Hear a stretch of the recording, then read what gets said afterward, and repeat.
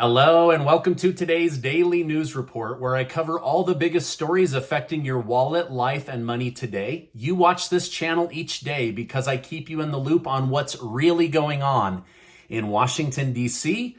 with President Biden and the U.S. economy. I want to thank today's video sponsor, Wealthfront, and I'm going to tell you more about this amazing company later in today's video.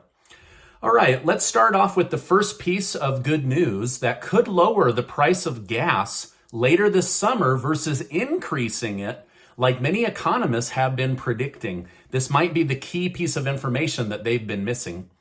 Well, OPEC, a petroleum exporting organization that basically covers the globe, just announced a 50% increase in oil output in the coming summer months of July and August.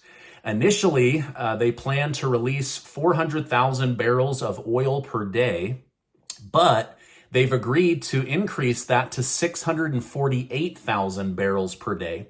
Output has been an issue, and OPEC did not want to budge for a long time, possibly to hurt the United States, or maybe just didn't want to invest the money to, increase their output. But as of right now, they're saying, hey, listen, we're finally ready to ramp up and help out and do our fair share for the world. Now, White House Press Secretary Karine Jean-Pierre welcomed the news as national gas prices hit a new average of $4.71 per gallon.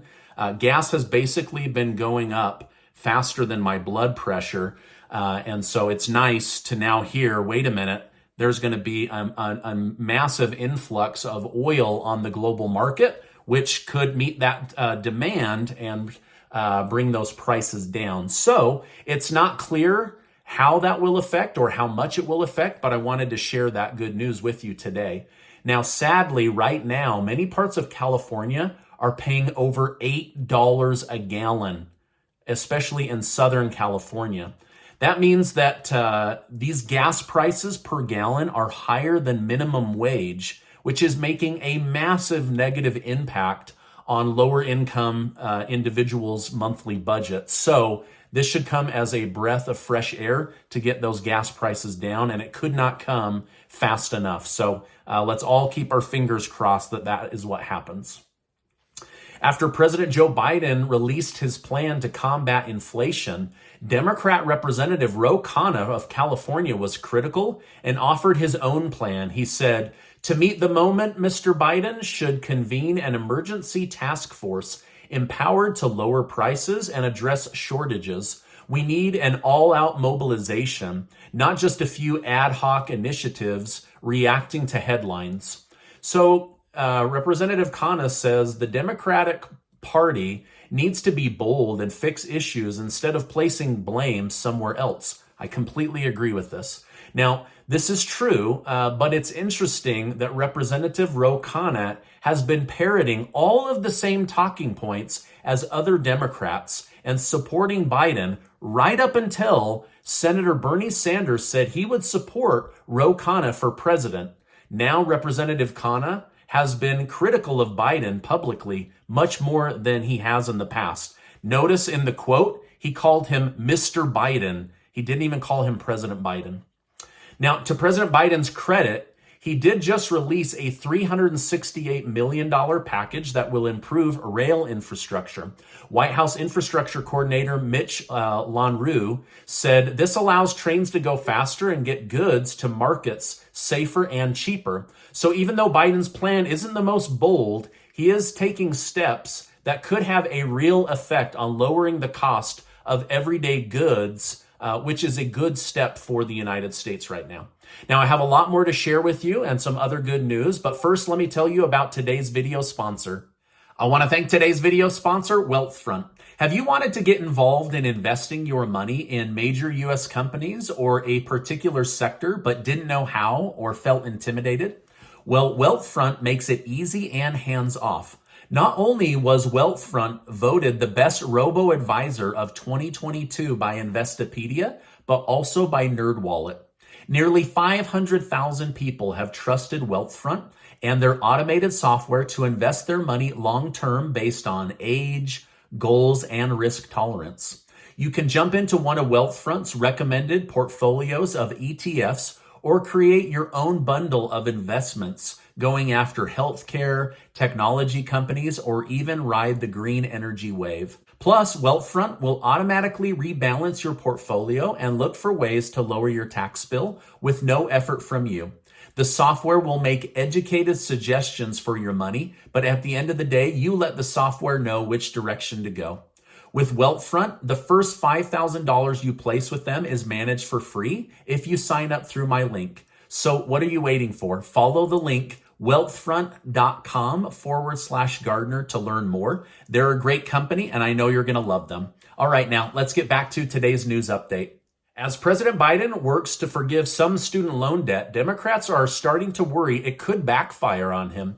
A Times editorial piece says proponents of debt cancellation argue that Democrats need to deliver on a campaign promise to a key constituency, and it may well be to their political advantage for them to do so before the midterm elections, when turnout for a Democrat base is most critical for the party's success.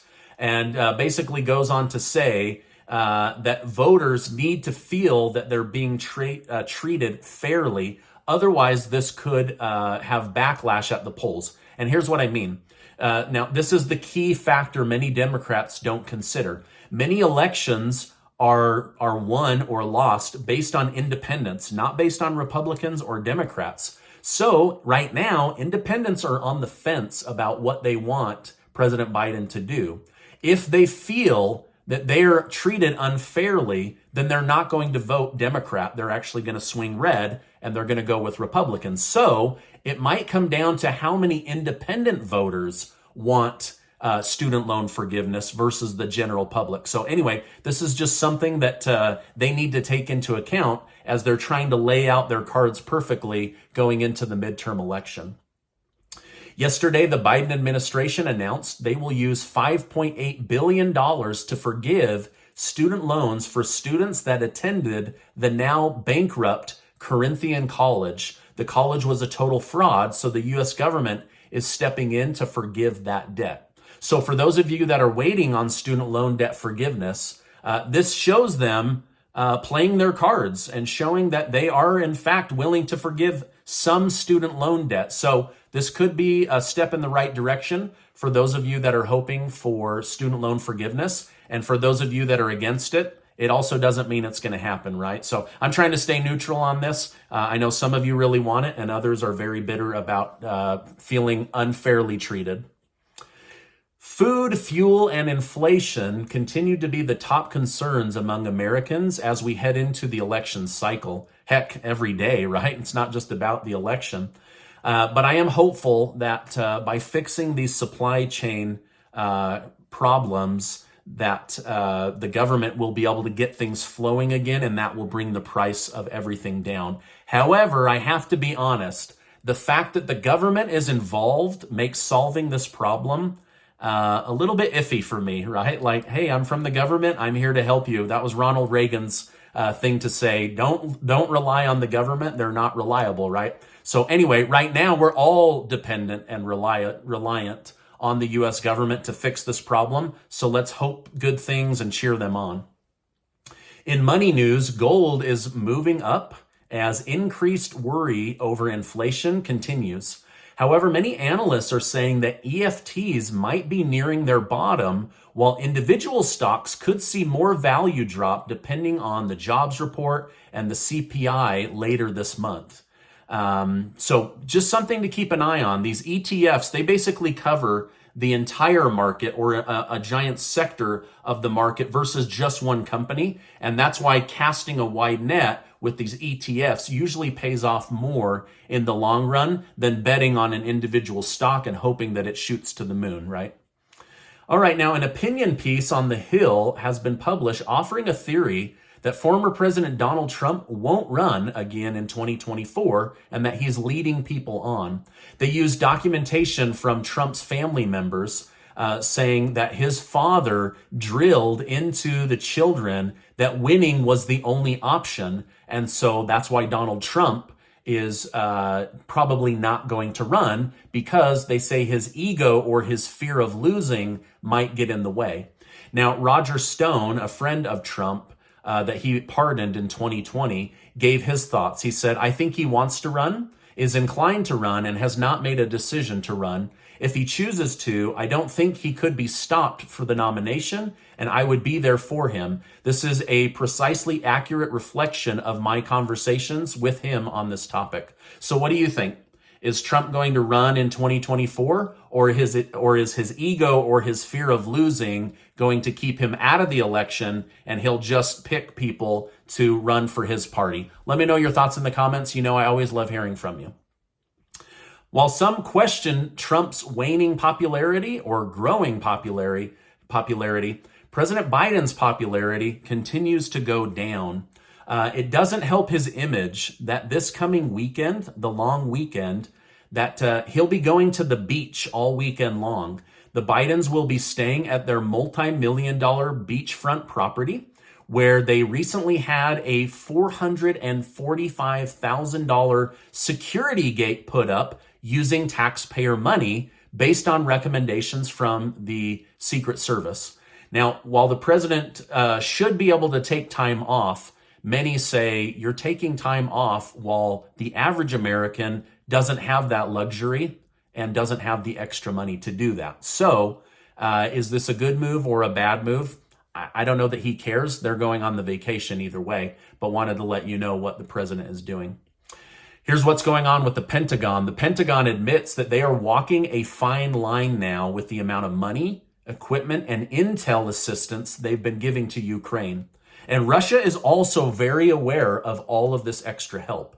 However, the Pentagon wishes to reassure the American people that they have no plans to enter into war with Russia, but they will do all that they can to help Ukraine, while at the same time demonstrating their will and their power to China not to make a move on Taiwan. So many are worried that at some point Russia is going to say, wait a minute, you're leading us into World War III, or that China is going to go after Taiwan and kick off a world war where Russia would then back China. So it's very, very hairy, right? It is a fine line, and they're admitting it, but they just wanted to reassure the American people everything they're doing is not to get us into war. It's, in fact, to avoid getting us into a bigger war. Now, this is my update for today. As I know more, I will definitely come on and share more with you. For the month of June, Casey and I are going to do another $6,000 giveaway. You guys liked the last one so much, and I've had such positive response from the winners that we're going to have 12 people win $500 again. And I'm so excited to give that money away. I'll make sure to leave a link in the video description.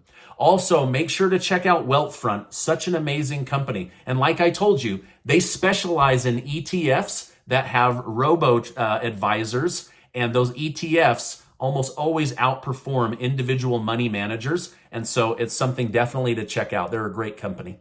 Now, before you go, I just want to remind you that you are amazing.